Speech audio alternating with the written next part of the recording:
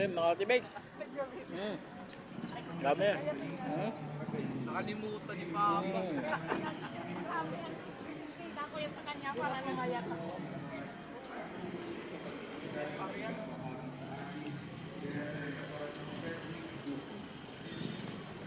May isa pong kanta, si Elton John, sumikat po ng Sarap talaga ng ice cream mo eh.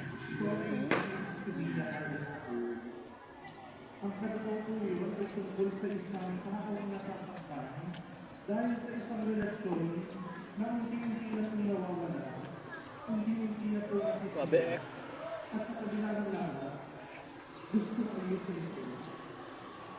Pero mahihirapang magsabi ng salitang sorry. Sa bawat hina po, nararamdaman ko yung po, pagsisisi at pagkalito na parang umaasang maibabalik pa ito sa dati.